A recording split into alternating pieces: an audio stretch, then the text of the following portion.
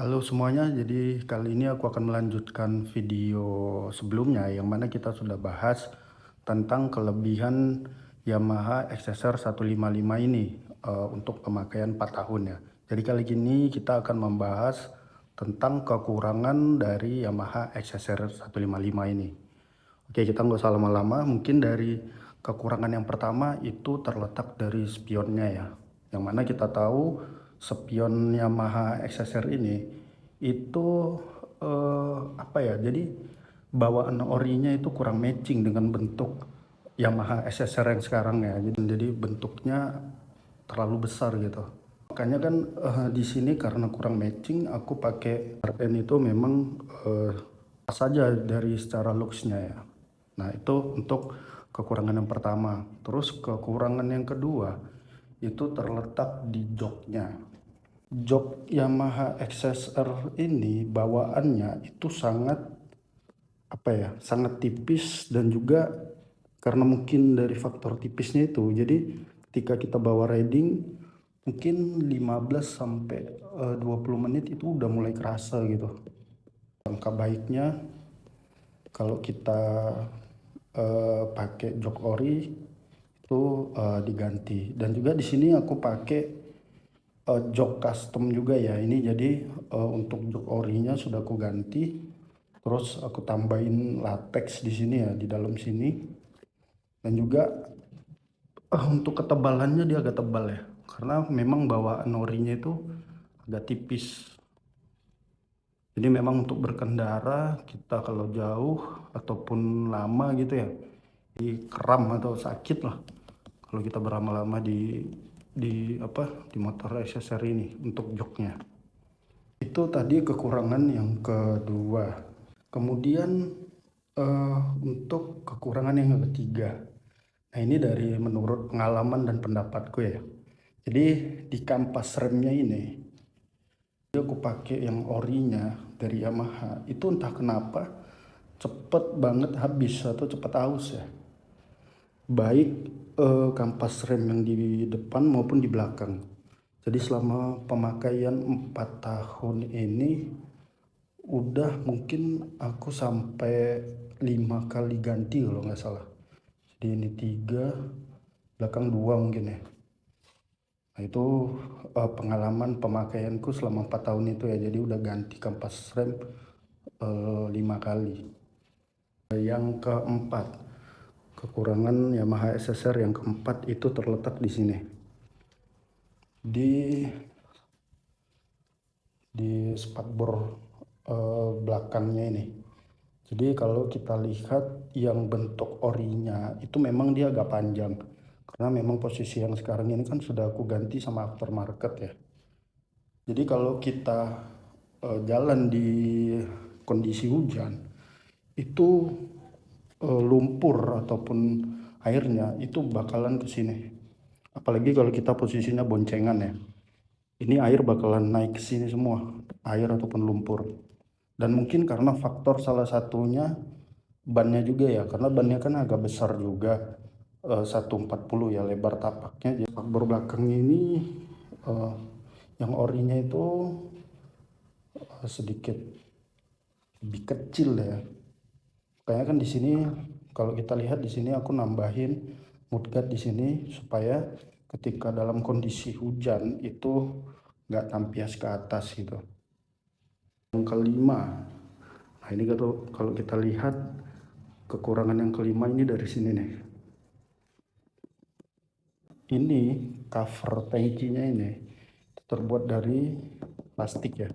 Walaupun di dalamnya ini tangkinya itu terbuat dari besi ya, besi yang kokoh. Tapi covernya ini itu terbuat dari plastik. Yang mana ini kalau kalau kita crash ataupun ya jangan sampai lah ini bakalan pecah duluan gitu. Ya, memang kalau alangkah lebih baiknya Yamaha dulu mengeluarkan ini ya udah full plat besi aja gitu. Tadi sudah sampai ke 6 ya.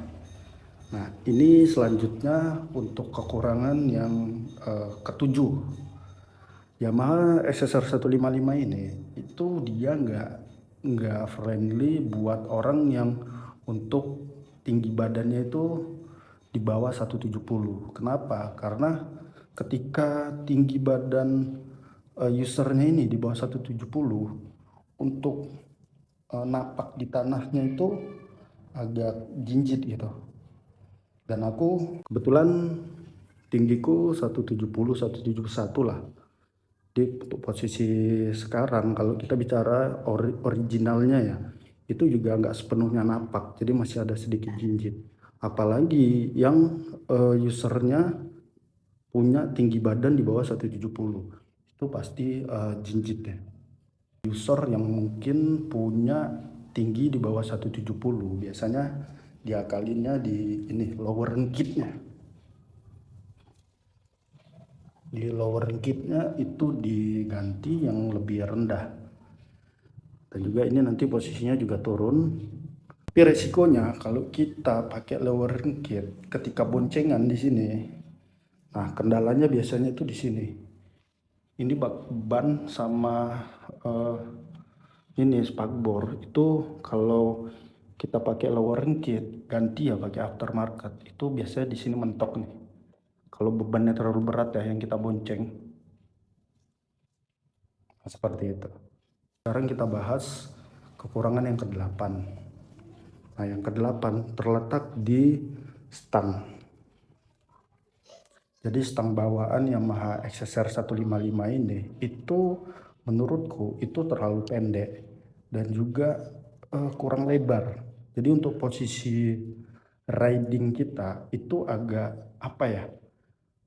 Agak kaku. Jadi tangan tuh tegak lurus gini. Yang mana kan kalau kita berkendara itu kan seharusnya agak tekuk gini ya, lebih rileks ya. Jadi untuk bawaan Yamaha SSR itu menurutku kurang apa ya, kurang oke lah. Jadi posisi riding kita itu jadi cepet kram tuh di sini, cepet kram. Makanya di sini aku ganti stangnya lebih lebar dan juga lebih tinggi ya ininya. Kemudian yang ke-9 terletak di sini nih, di kunci stop kontaknya. Nah, ini masih stop kontaknya masih konvensional nih. Jadi memang sangat riskan juga ya kalau misalnya kita parkir di area bebas, karena kita tahu bahwa kunci konvensional kayak gini ya amit-amit kalau di luar ini sangat gampang sekali ya dibobol ya, sama kayak matic pada umumnya ya. Jadi kalau kita parkir di luar sebaiknya dikunci terus tambah kunci kunci tambahan ya, seperti itu. Nah, XSR 155 ini itu dia nggak punya indikator voltmeter. Kalau kita lihat di settingan Speedo ini juga tidak ada ya. Kenapa kita perlu voltmeter? Karena kan untuk SSR 155 ini dia tidak ada engkol ya di sini ya. Nah, jadi kalau misalnya kita ada trouble ataupun kendala pada aki, nah kita nggak bisa ngecek gitu. Normal nggak untuk arusnya. Nah, dari situ kita bisa lihat tuh. Tapi di Yamaha SSR 155 ini memang nggak ada indikator voltmeternya. Jadi mungkin kita perlu pasang juga untuk antisipasi kalau kita lagi jalan jauh atau dalam perjalanan kita bisa langsung antisipasi kalau ada kendala di kelistrikannya. Yang ke-11, nah ini udah 11 aja nih. Yang ke-11 itu dari suspensi. Nah, ini berdasarkan pengalaman pemakaian gue ya selama 4 tahun. Itu suspensi XSR 155 ini agak keras gitu. Jadi ketika kita jalan di posisi tidur ataupun jalan yang agak gak rata, ini jadi kurang apa ya, kurang empuk lah. Baik dari shock belakangnya ini ataupun US di depannya ini. Jadi perlu ada penyesuaian ya, atau mau ganti aftermarket juga untuk shock breaker belakangnya itu disesuaikan lagi gitu. yang ke-12, kekurangan Yamaha SSR yang ke-12 itu dari standar tengah. Nah, sebelumnya kan aku udah bahas ya video sebelumnya bahwa SSR ini bawaannya memang nggak ada standar tengah.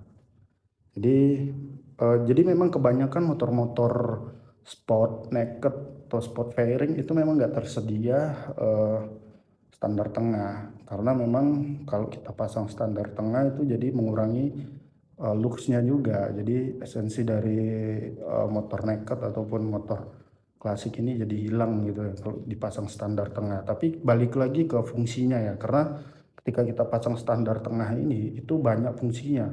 Jika kita mau ganti oli ataupun ada mau perbaikan, kita nggak perlu pakai pedok ataupun tambahan untuk mengganjal motor ini supaya berdiri gitu. Yang ke-13 Yamaha SSR ini nggak punya bagasi. Jadi kalau kita lihat dari segi bentuknya aja itu udah nggak terlihat juga ya bagasinya tuh di mana. Kalau kita buka joknya ini juga, ini di sini udah aki, udah tempat kabel-kabel semua. Jadi nggak ada tempat penyimpanan bagasinya. Ya mau nggak mau kita harus pakai tambahan tas atau box di sini gitu. Kalau untuk menyimpan sesuatu ataupun barang kita bawa barang bawaan kita ya. Jadi gitu. Terus yang ke-14. Nah ini dari segi ini rangkanya ya.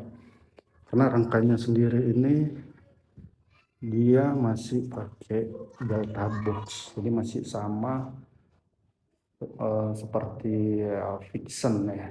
Jadi kalau kita mau apa ya, mau custom yang mungkin cukup ekstrim ataupun apa ya, kita dengan rangka ini kita nggak bisa berbuat banyak. Jadi custom pun kita hanya bagian belakang dan bagian depan aja. Jadi kalau untuk mesinnya ini jadi agak susah gitu karena rangkanya pakai delta box. Dan juga ini banyak yang bilang motor Vixen gitu, jadi upgradeannya dari Vixen aja gitu.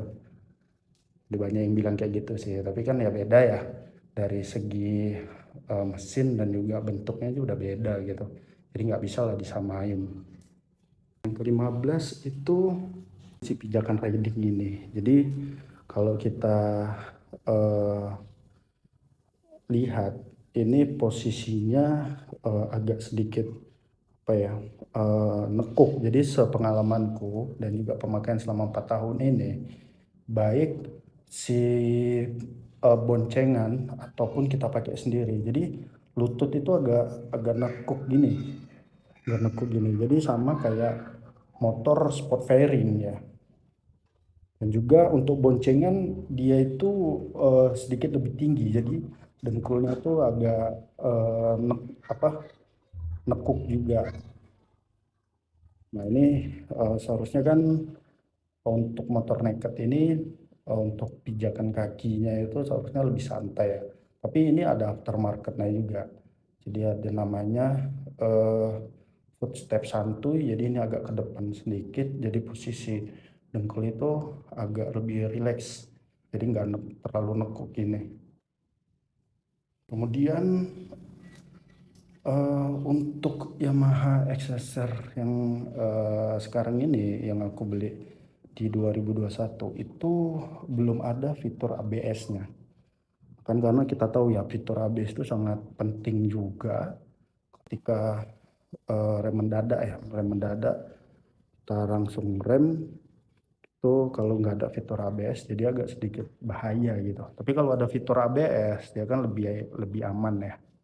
Tapi aku nggak tahu ya, mungkin kalau XSR yang tahun 2025 ataupun yang versi 2024 yang terbaru, mungkin sudah ada fitur ABS. Tapi yang aku tahu motor yang aku sekarang ini itu belum punya fitur ABS. Terus kemudian yang ke-17. Yang ke-17 itu, jadi kalau kita gas dengan RPM tinggi, itu mesinnya eh, masih kerasa getar gitu.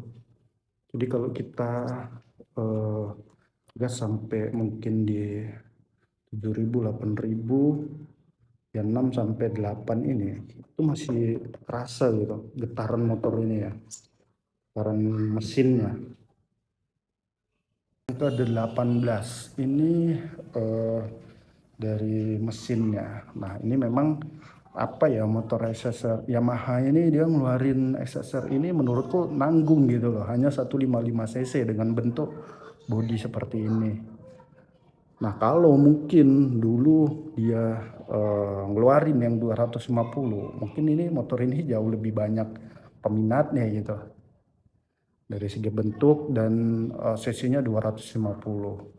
Dan mungkin kalaupun ada pada waktu itu keluar, mungkin aku langsung ganti ya. Tapi sekarang dia hanya mengeluarkan versi 125 cc, itu pun di Amerika kalau nggak salah ya. Terus kemudian versi 155, versi 700, dan juga versi 900. Jadi yang 250-nya itu nggak ada. Walaupun dulu ada isu katanya yang 250 itu mau dikeluarin dengan pakai mesin MT25. Tapi ya namanya isu ya, isu hanya sekedar isu, dan juga motornya juga nggak pernah muncul gitu. Yang terakhir, jadi kekurangan yang ke-19. Nah, jadi kalau kita mencari part aftermarket atau originalnya di bengkel Yamaha resminya itu memang cukup sulit ya. Jadi dimanapun ya, yang selama ini aku temuin di beberapa bengkel Yamaha yang kecil maupun yang besar itu, mereka jarang restock untuk part-part XSR. Mungkin hanya apa ya, yang umum lah mereka itu restock seperti kampas rem, terus kemudian ada spionnya juga spion standar, lampu gitu. Jadi untuk part-part yang lain itu memang mereka tidak menyediakan gitu restock, karena memang mereka itu restocknya yang fast moving kayak punya Matic lah gitu lah ya kebanyakan. Nah, kalau kita mau cari part aftermarketnya itu sekarang di e-commerce itu udah banyak ya. Seperti aku sampaikan di video sebelumnya tentang kelebihan dari Yamaha XSR yang sekarang ini. Part afternya di e-commerce itu sudah banyak ya.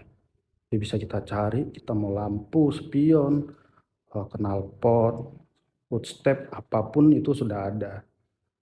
Jadi di online itu sudah banyak, tapi di offline-nya itu memang eh, sedikit ya, atau jarang ada gitu. Oke, mungkin itu untuk kekurangan dari Yamaha XSR 155 setelah pemakaian 4 tahun ya. Cukup sekian untuk review kekurangan dari Yamaha XSR 155 ini. Terima kasih.